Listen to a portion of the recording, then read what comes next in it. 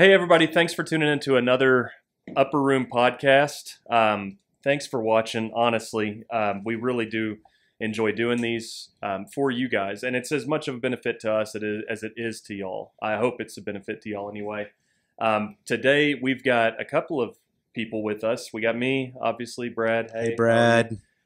We've got Josh, Bearded Bishop, over here with us. Hey, and then we've got Trey Frazier, which I don't know what he's going to be called. I don't either. We actually don't have name Cabbage things Patch. because we don't have a producer today. We don't have a producer So- today. I was going to get to that as well. We're very disappointed in Steven. Steven, you're okay. It's fine. Yeah, It's we're not fine, buddy. disappointed in We're you at just- all. Thankful for all that you do. Seriously, we really are. We'll just call you firefighter extraordinaire. No, don't do that. Well, they call me the fireman. Oh, Cabbage Patch is fine. sounds like that's a good way to get made fun of back at the what do y'all call it? Y'all's hangout? Their clubhouse. Clubhouse. Yeah. Man, I'd like to special shout out to the Coca-Cola Bottling Company for sponsoring us. We really appreciate that. Yeah, for sure. I'm speaking it into existence. Yeah. So today, I mean, it's a little bit of an odd one today. I mean, we're going to talk a little bit about the message from last week, but I'm going to level with you guys, and I just didn't want to be here today. I didn't want to do this. I'm just not in it, and I don't know if that, we were talking a little bit before we started this about whether that's from an outside attack, or whether it's just purely physical, like you're getting tired or maybe low testosterone, like Trey suggested that I might have. But, there's a lot of different things. Did he say that you had low I said testosterone? we. That's how I took it. That's an attack when there's multiple people in the room and he points to you. Yeah, I know. Everybody, y'all's eyes are just on Not me. that there's anything wrong with it. I'm just saying. No, there is nothing wrong with low testosterone, but I don't think, low testosterone. We'll have the results by next week. We will. I already got tested. But man, I mean, I feel like, if I'm going through it, I know that y'all go through it. And if y'all go through it, I know that people that are watching go through it. And so, I mean, what do you do? First of all, I guess, how do you figure out whether it's like a physical, like I'm just drained, or if it's like a spiritual attack? Because there is very much so a battle going on around us at all times in the spiritual realm that we don't see. Yeah. So how do you I guess differentiate between the two? Right. So I think for Trey and I, that's going to be completely different because Trey's pretty new to the faith, and I've been following Jesus since I was 15, so that's been for 20 years now. So, I'm fortunate enough now where I can honestly feel those seasons coming on that you're talking about. It's the weirdest thing. I can feel myself going into seasons of highs, and I can also feel like seasons of lows, which are really concerning, especially when you're preaching every single Sunday and you're like, man, in a weird way, like I don't know how to explain it, but I can feel like, man, I'm just like not where I was a month ago. And like a month ago I was excited and I was jacked. Right now I'm in a different season than you. We're going to beach camp next week, and I'm like, I got my beach hat on and I'm pumped, man. I really am excited. I'm excited for what God's doing. We've had salvations the past couple of weeks, and I'm really excited, but I also know that I won't be there forever. I was gonna say that good for you. Thanks, man. Thanks. You should try to be like me. That's what Paul says, right? Be more like me and be like me. Jesus. But no, with that being said, I do know for a fact that this feeling won't last forever. And so you're faced with a couple of ideas of what you can do. We talked about this earlier, like you can fake it till you make it, but that's not helpful to anybody. You can just push through. You can tell everybody, hey, no, everything's fine, because people are going to notice. We had breakfast this morning, and I was like, oh, Brad seems kind of maybe a little soft right now, like maybe a little quiet right now. I don't know. Is that a siren? It's tornado siren. Wednesday at 1 o'clock. Yeah. Oh, is that right? Wow. We're filming this Wednesday at 1 o'clock. Huh, that's wild. But I lost my train of thought.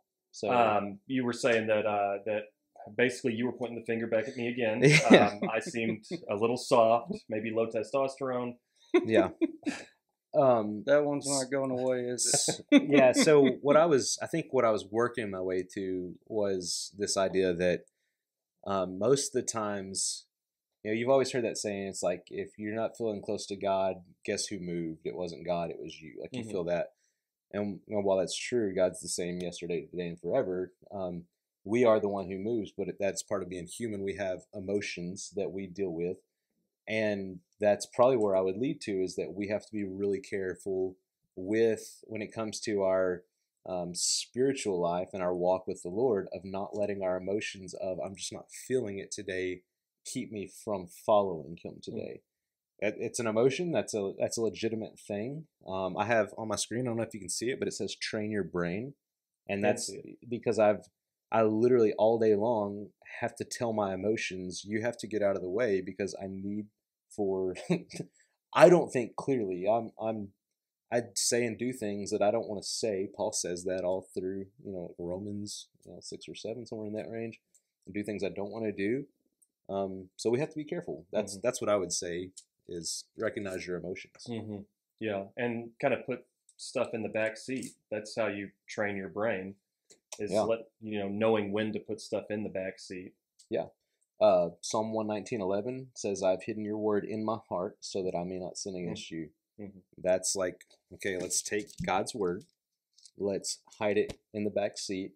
That way, when temptation comes our way, we don't sin against God. It's the same thing with dying to yourself daily. Oh, yeah. Yeah, for sure. I didn't realize all this time. I thought I was talking to myself and churching myself up and like, let's go, let's get it. Mm-hmm. I wasn't talking to myself. Yeah. So whenever you're trying to power through and you think you got it figured out and you're talking to yourself, you're not talking to yourself. Yeah. I think about this, like, as a fireman, there's going to be days, especially when it's 106 degrees outside, if there's a fire where you're like, I don't want to, I would think where you would be like, I don't want to because it's hot, but you still do, right? Oh, yeah. You don't have the choice to be like, well, they'll probably put it out themselves. I think that's probably pretty similar in some ways, of being like, well, I don't want to follow God right now because I'm not feeling it, but I have to because I've surrendered my life to Him. Mm-hmm. Yeah. I mean, it's a big thing, and I do think that a lot of people struggle with it. I know that, like, I was talking to Bethany about it the other day, my wife, if y'all don't know, but she was talking about kind of just the same thing, where she was just in this funk, and it was just like, I don't like this town. I don't want to be here. I just want to I'm just like, she's just in that spot, like in a rut. Yeah, and I'm so thankful too, because she's not in it right now. I'm thankful that she's not in one while I'm in one, and vice versa. Thank God, because dude, because same thing, like, you're not in one right now, so being around you is helpful, because you're a little chipper. I'm so glad you could be here with us today. Yeah, a little chipper self over there.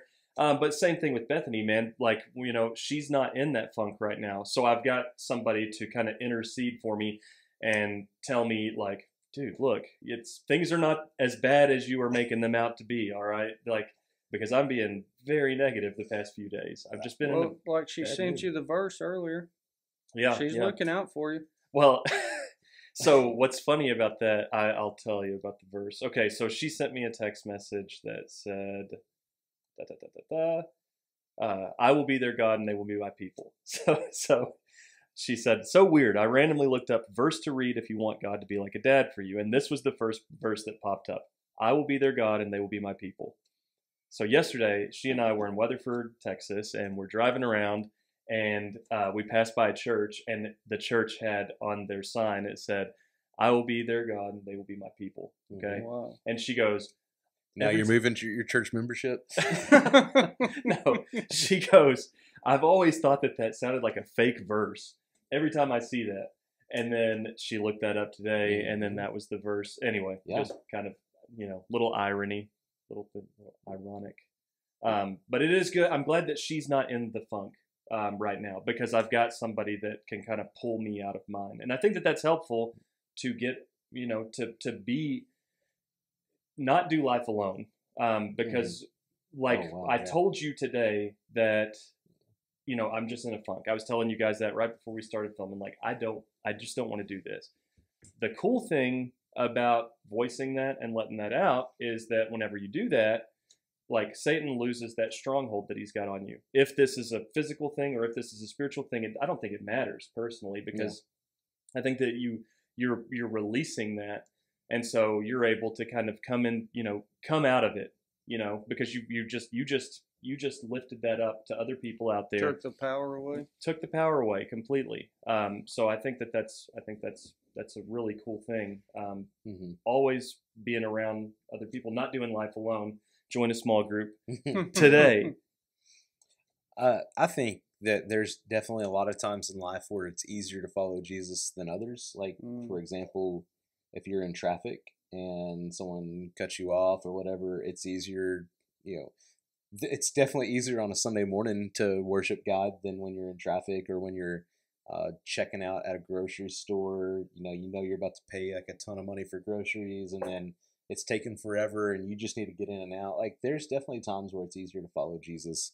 Or how about it's, you know, whenever things are going great.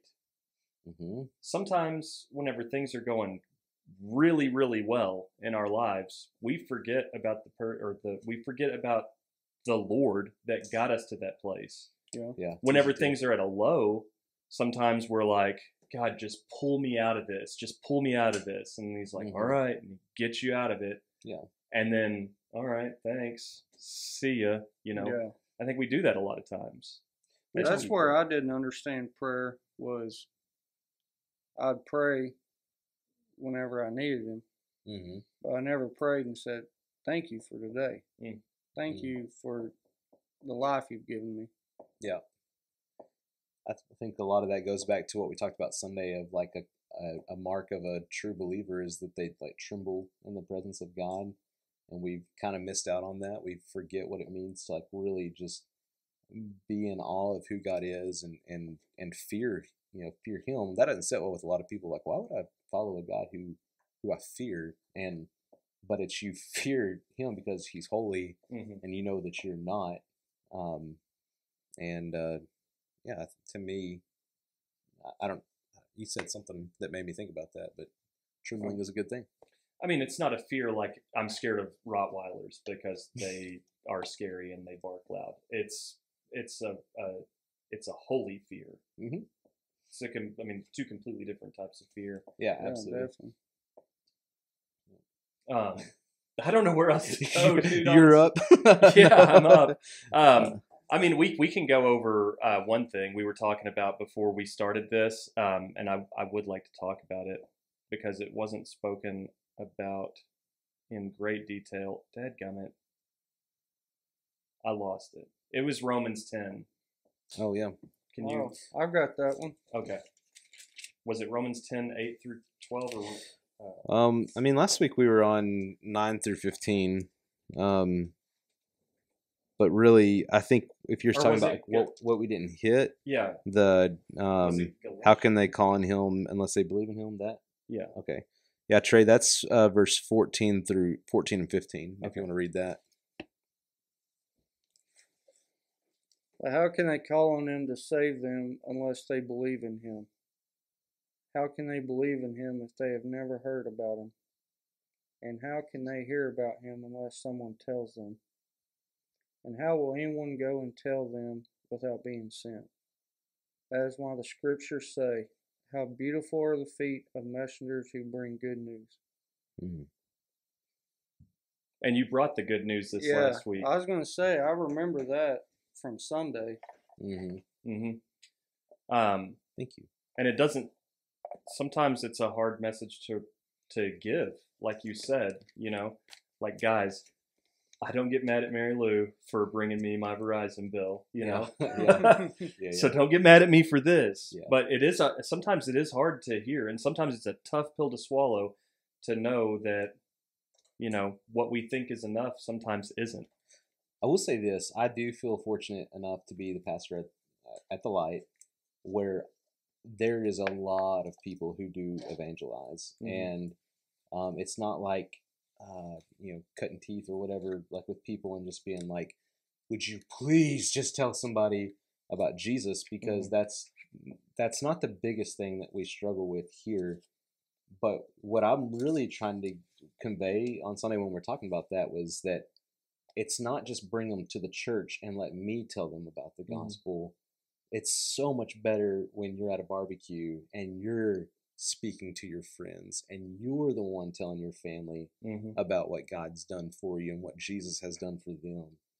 That's really, that's what I want our congregation to understand, that it's, man, I'm more than happy to speak the gospel to your friends that you bring on Sunday, but don't let me be the only one who tells them about Jesus. What's really cool too is, and Trey can probably attest to this, but once you start following the Lord, there's changes that happen in your life, and people will start asking you, hey, what's different? What's different about you? And so it makes it a little bit easier to, evangelize whenever you've got people that see a change in you as well. So, I've seen a change in Trey in the short time that we've known him. I'll share you a text message I got from a fireman buddy. Jiu-jitsu guy, one of the toughest, used to bull ride, tough dude. Tough as me. Tough as nails. Tough as nails. Mm-hmm. Hey man, just wanted to let you know the changes you've been making in your life lately are tough but amazing. Boom. I recently went through all this too. If you ever need someone to talk to, I'm here for you. And, well, you're a good man, Trey, and I'm proud of your decisions. I know that sounds corny, but I don't care. It's important that you know you have support. Mm-hmm. Wow. Not doing life alone. That's right. And that's a tough dude sitting there texting that to me. And then I bet we talked for over an hour last night. Mm-hmm. You talked to somebody for over?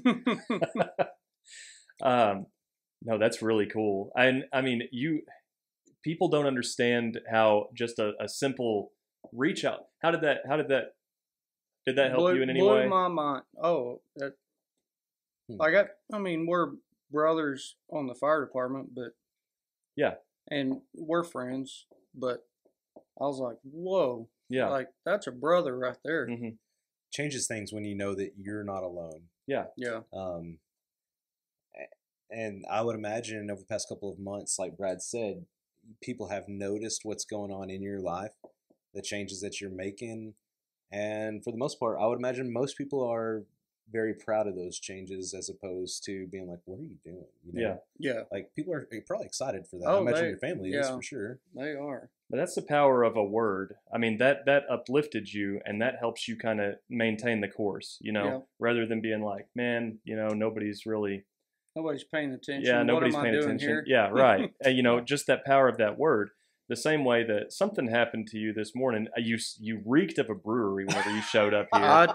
I'm telling you, I even went home and showered, and I told Josh. You didn't reek of a brewery, but something did happen to Trey this morning. Why don't you tell us a little bit about what happened to you this morning? So I was headed into work because I was going to cover a shift, and they ended up not needing me. So I stopped at Allsup's to get my coffee. They're nasal. As I'm walking in, this dude's walking, and this is 7:30, 8 o'clock. Dude's walking out with a sixer. Bottom falls out, one busts and blows up all over me. I'm like, you gotta be kidding me. Like, I'm the one who's trying to change all this stuff. So he was like, oh man. And dude, I'm telling you, 3 months ago, I would have yanked him up by the neck and not think twice about it. I was like, hey man, it's all cool. God bless you. I was like, I'll send a prayer up for you today. I have no idea where that came from. Right. But then he goes, thanks, brother. I appreciate that. You don't know how much I need to hear that. And I'm like, and you didn't. And where did it come from? The Holy Spirit. And you don't know probably the impact that had on that guy. Yeah, I mean, you don't know the story behind the story. You don't know, what conversation, you don't know what argument that he just had, that he needed someone not to just blow him up for making a mistake and Yeah. and to speak a word of positivity into his life. You know, who knows the impact and that'll have on that guy's future today and maybe for a long time. You know, Mm-hmm. so that's a good word. Very good word. You need to take another shower though. Yeah, I bet. That's what I told him when he told me that. I was like, man, hope you don't get stopped on your way home. Yeah, don't get you pulled know, over. like drive Dude, safe. I and- prayed from Azel all the way to here. I'm like, man, if I get pulled over, this cop's going to think yeah, I've been drinking all night. Just That's pull the funny. firefighter But card. then well, that don't help. Even whenever I got in the car, because I called Josh to tell him about that, and he goes, "Hey, you coming up for the podcast? We're doing that today." I'm like, "Oh, okay, yeah, I just got out of the shower. Let's go." I get out there, and car just reeks. So like I've got towels and station shorts that I'm sitting on because it just, ugh. He got you good then. Like, Yeah. real good. It was a Like he shook it up before he dropped it. He it did was on a purpose. complete explosion. Like it just. Oh, man. Some things are hidden battles and some things are right in front of your eyes. So But there's a lot of power in the spoken word. You know, Mm. whether it's to someone else, whether Mhm. it's about ourselves, or whether it's just about a situation. There's a lot of power in a spoken word. Yeah. I don't have too much really to go into on this, honestly. I do, I just want to encourage you guys that, I mean, if you are struggling with something, if life has got you down, reach out to somebody, get somebody's number and call them, text them. I try to make a habit of that where if somebody pops into my brain, I'll just shoot a text or whatever, or give them a call and just say, hey, what's happening? Yeah. Because I don't want people to get, I like to make people feel important. So feel as important as I feel. So, you were loved, you were valued, you were a treasure. and what's that? Stuart Smiley. I don't know. And dang it, you're good enough or whatever. Anyway, it's like Saturday Night Live You are thing. good enough. Thanks. Stuart Little. Mad TV, bro. Yeah, Mad TV. Is that Yeah. the dude that jumps around? Look what I can do. Yes. That's Yeah. the And he guy? goes, he's looking at himself in the mirror. Yeah. Is it Stuart Smiley? I know it's Stuart because he's like, stop. And- Yeah. yeah. Anyway, that's a little off topic, but we are good enough. And so if you are struggling with something, reach out to somebody and let them know, because like we said before, I mean, there is a lot of power in not doing life Mhm. alone. Reaching out to somebody and having a support system. That's why I always say to join a small group, because you don't, if you're not in a small group, you don't understand how important it can be in a small group. I mean, you're making really, really good friends with people who have got your back. Yeah. And it's No, just absolutely. it's a powerful Small thing. group has helped me so much. Mhm. Mhm. Trey's wife. I'm Sandra. sorry, Sandra. Mhm. First time after small group, we show up to church, and she's like, we were talking about song, and she's like, well, did you cry? And I was like, I didn't cry. Like, what are you talking about? And I'd be darned if since then, like, I'm crying at movies and TV shows and songs, and I'm like, what in the world is going on with me? Sounds like someone needs to get his levels checked. Yeah. That's God softening your heart. Yeah, I'm just playing. Yeah. Yeah. To the Um, T Clinic tomorrow. yeah. Not crying anymore, women. That's Well, hilarious. I think that there is something to like holding people accountable and to be there for them and like just a presence. Like you provide a presence, like that's encouragement for people as well. Mm-hmm. Even when you don't have words to say, like that's encouraging. I did an illustration on Sunday. I don't know if you remember it, but I think that you were part of it, and I think that you were part of it, Trey. I won. Yeah, No, okay, it doesn't matter. That is not how that Either went. way, like I was like talking about the small group, like there is something to that because before it, because I had Brittany helping me do the blindfolds and stuff, and she was like, "Who do you want to do it?" And like, there's a church full of people like that I love, but I was like, I want like my small group to do it because like I know them, and like I know that they won't be mad if they make a fool of themselves. If they are, they'll get over it, whatever. But there is just something too, like when I walked in to make sure, because I had told her, I said, get Trey, and Brad, and do them in this order. And like walking in before I preached on Sunday, it was like a breath of encouragement, like just seeing, okay, there's Brad, there's Trey, and there's Trey. Mm-hmm. You gave me a pretty hard hug while we were singing. I was like, what the heck just happened? And it was you giving me a hug.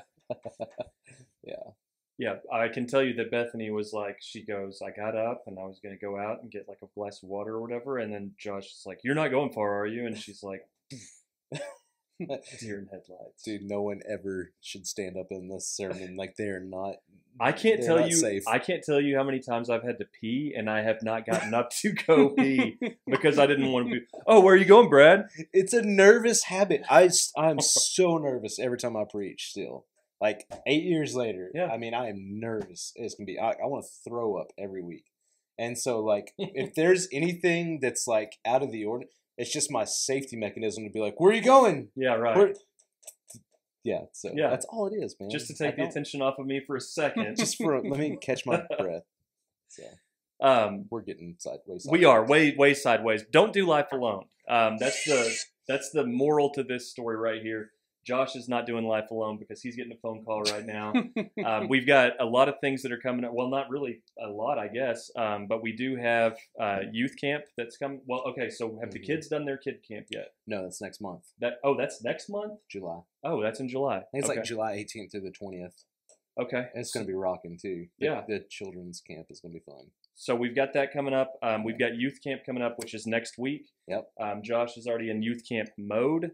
He's got his beach hat on. Beach hat? He ordered a water today instead of a Dr. Pepper. I got to get my beach so bod. He's got his beach bod on. This heat, man, gets to me. I just wanted some water. It is hot, and but we've got a lot of cool things coming up. We've got a whole bunch of kids. I mean, like a whole mess of kids that are going to youth camp that I'm looking at on the wall that's written up here. I didn't know there's that many kids going to this church. A lot of kids. So there's going to be, just be praying for that. If you guys don't mind, be praying for lives to be changed, and be praying for the adults that are going to be there as well, because they're going to need it. It's going to be fun. This is going to be our biggest group that we've ever taken so far. I think when we figure in sponsors and students, we're going to be 65, 70 deep into it. So it's a lot of traveling all the way down to Galveston, going to some houses. And if everybody could be praying just for safety for that, that'd be awesome. But praying for salvations too. Praying for that, and then praying for decent weather as well, because I know that there's a hurricane forming in the Gulf right now. What? For Yep. real? Yep. Oh, no. So just be praying for that. I was also watching on TikTok yesterday, Galveston's got like the most, no, not sharks, but the most jellyfish that they've seen in the shallows right now. So there's a lot of stuff going on. But I tell you what, that's the way that the enemy operates, man. Yeah. Because he wants to keep people from coming to the Lord, and so that's an easy way to do it. The dude's a punk, so let's just be praying against that and praying for the kids. But anything else that's coming up? No, I mean we have a really big Sunday this week, just in the fact that we're closing out a 6-month series on the Freedom Series. So I would. I always recommend that you come every Sunday. I would love for that. But if there's any way possible that you can come this Sunday, we are rounding out 27 weeks of freedom with this one service, and so it's going to be a huge service. Invite your friends. It'll be a great week to invite somebody. Yeah. Trey, thank you for joining us today. It was fun. Oh, real. Yeah. Thanks for coming. You got anything to leave us with? I really don't. Don't play with fire. Huh? Don't play with fire, kids. Well, just do it responsibly. Oh, there you go. Gotcha. Wow. Spoken like a true firefighter. Keep me employed. All right. Well, thanks for watching again, guys. Y'all have a great rest of your weekend. We are going to turn the AC on now because it is smoldering. Smoldering hot.